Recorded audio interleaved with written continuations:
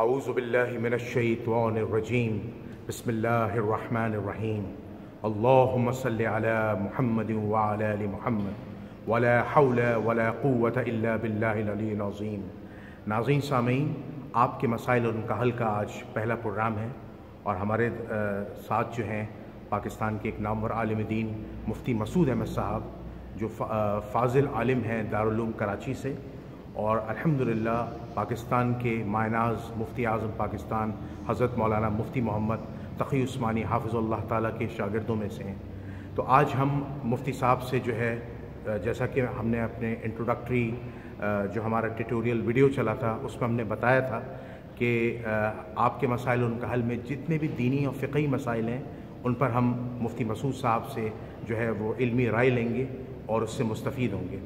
تو آج مفتی صاحب سے ہمارا جو پہلا سوال ہے، جو عوام الناس کا سوال ہے، مفتی صاحب یہ بتائیے گا کہ امت مسلمہ میں ایک بڑا اختلاف چلا ہے۔ وہ اختلاف یہ چلا ہے کہ لوگ جو ہیں وہ طریقہ نماز پر بہت زیادہ فوکس کرتے ہیں، اور اس میں بڑا اختلاف پایا جاتا ہے کہ رفع دین ہونا چاہیے نہیں ہونا چاہیے، اور یہ کافی عرصے سے ایک بحث اور ایک سمجھ لیں ایک علمی لڑائی چلی آئی ہے، ٹھیک ہے۔ اب چونکہ جہاں تک عوام الناس کہتی ہے کہ اللہ تعالیٰ کی نظر میں جو ہے وہ خشوع و خضوع نماز کا زیادہ امپورٹنٹ ہے، تو اس حوالے سے جو ہے وہ آپ ہمیں بتائیے۔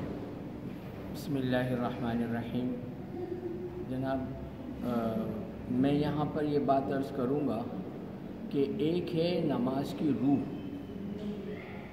نماز کے اندر جو آدمی کھڑا ہوتا ہے وہ دنیا و ما فیہا سے بالکل قطع تعلق ہو کر اللہ تعالیٰ کی طرف رجوع کرنے کے لیے وہ کھڑا ہوا نماز کے لیے، گویا کہ یہ وقت جو ہے وہ اللہ تعالیٰ سے گفت و شنید اور بات چیت کا ہے۔ اس کے اندر جو بنیادی طور پر کامیابی کی نوید دی گئی وہ سورہ مومنون میں ہے، قد افلح المؤمنون الذین هم فی صلاتہم خاشعون۔ اب یہ جو قد افلح المؤمنون ہے، اس میں یہ کہا گیا کہ کامیاب ہو گئے وہ مسلمان جو نماز کے اندر خشوع اختیار کرتے ہیں۔ نماز کے اندر خشوع کا مطلب یہ ہے کہ اب اس کا ایک اسٹینڈرڈ ہے۔ اب اس اسٹینڈرڈ کا جو ہے ایک بگننگ پوائنٹ ہوگا اور ایک اس کا کلائمیکس ہوگا۔ کلائمیکس کی طرف جانے سے پہلے ہمیں یہ معلوم کرنا ہوگا کہ اس کا بگننگ پوائنٹ کہاں ہے، تاکہ جب ہم اس پر پہنچیں گے تو وہاں سے ہمارا سفر شروع ہوگا خشوع کے آخری مرحلے تک کا۔ تو اس عمل کے دوران خشوع کہاں سے شروع ہوگا؟ وہ خشوع یہاں سے شروع ہوگا کہ جو ہم چیز نماز کے اندر پڑھ رہے ہیں اس کی طرف ہماری توجہ، ہمیں پتہ ہو کہ ہم اس وقت کیا پڑھ رہے ہیں۔ مثلا نیت باندھنے کے بعد اب دنیا سے تعلق ختم ہو گیا، اب آپ نماز کے اندر ان ہو گئے، اب آپ کا تعلق جو ہے وہ دنیا سے ختم ہو کر دربار عالی میں شروع ہو گیا۔ اب یہاں تو آپ کو یہ پتہ ہی نہیں ہونا چاہیے کہ میرے برابر والا آدمی کیا کر رہا ہے، اس نے ہاتھ کہاں باندھے میں ہیں۔ میں ان چیزوں کو فروعی سمجھتا ہوں کہ نماز کے اندر رفع یدین ہے یا نہیں ہے، اس سے کوئی بحث نہیں۔ نماز شروع ہونے کے لیے تکبیر تحریمہ شرط ہے، وہ آدمی نے کہہ دی۔ اب اس کے ساتھ اس نے ہاتھ اٹھایا یا نہیں اٹھایا، اب اگر کسی آدمی کے ہاتھ ہی نہ ہوں تو بتائیے کیا اس کی نماز شروع نہیں ہوگی؟ اور اگر کسی آدمی کے ہاتھ ہیں لیکن وہ اس دربار عالی میں اتنا محو ہو گیا کہ اس کو ہاتھ اٹھانے کا خیال ہی نہیں آیا، تو یہ تمام چیزیں جو ہے فروعی کہلاتی ہیں۔ اصل چیز تو یہ ہے نماز کی جو بنیادی 7 شرائط ہے وہ پوری ہو گئی، اور تکبیر تحریمہ کہہ کر نماز شروع ہو گئی، بس یہاں اب نماز شروع ہو گئی، یہاں اب اللہ تعالیٰ سے گفت و شنید کا سلسلہ شروع ہو گیا۔ اب یہاں پر انسان نے جو اللہ تعالیٰ کے دربار میں موجود ہے وہ اپنی قضا لے کر گیا ہے، اپنی حاجتیں لے کر گیا ہے، اس کا فوکس تو اپنی حاجتوں پر ہونا چاہیے، نہ کہ برابر والے کی حاجتوں پر۔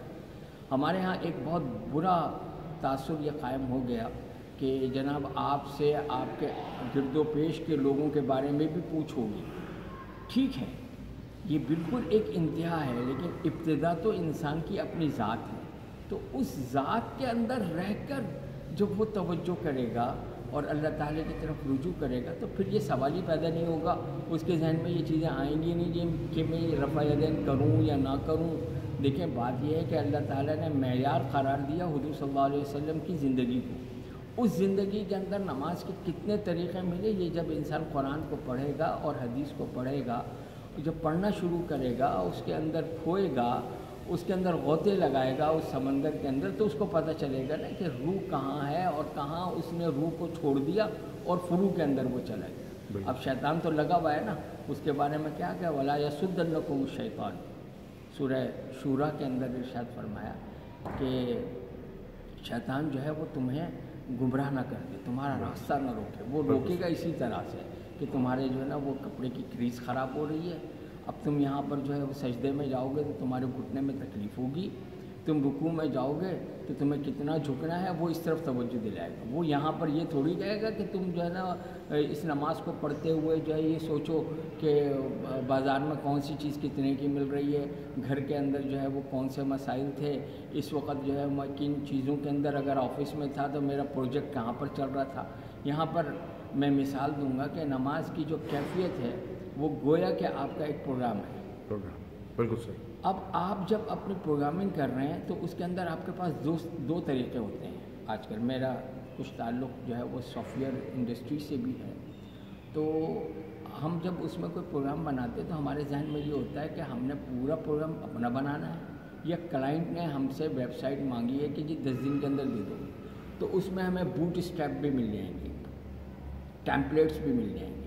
اب ہم نے وہ ٹیمپلیٹس جو ہے وہ کسٹمائز اپنے اعتبار سے کیسے کرنے ہیں، بالکل صحیح۔ وہ ساری چیزوں پر انسان جب غور کرے گا تو اس کو نماز کا طریقہ، اس کی سنت، اس کے آداب اور اس کے واجبات وہ پہلے دیکھے جائیں گے۔ قانونی طور پر تو یہ دیکھا جائے گا کہ واجبات پورے ہو رہے ہیں یا نہیں۔ بالکل صحیح، بالکل صحیح۔ تو ہمیں مفتی مسعود صاحب نے بڑا اچھا علمی جواب دیا کہ دیکھیں آپ نے نماز کے واجبات، نماز کے فرائض اور خشوع و خضوع پہ فوکس کرنا ہے۔ یہ جو فروغی مسائل ہیں، فروغی اختلافات سے اجتناب کرنا ہے تاکہ امت مسلمہ ایک پلیٹ فارم پر جڑ سکے، اللہ کے قرآن پر جڑ سکے، قرآن و سنت پہ جڑ سکے، اور خشوع و خضوع ہی قبول نماز کی نشانی ہے۔ تو انشاءاللہ تعالی ہم نیکسٹ کلپ کے اندر مزید مفتی صاحب سے جو ہے وہ فقہی مسائل پہ بات چیت کریں گے۔ اب تو اپنے ارد و نواح کے لوگوں کا خیال رکھیے گا، آپ کے مسائل اور ان کا حل سے جنید الرحمن کو اجازت دیجیے۔ السلام علیکم ورحمۃ اللہ وبرکاتہ۔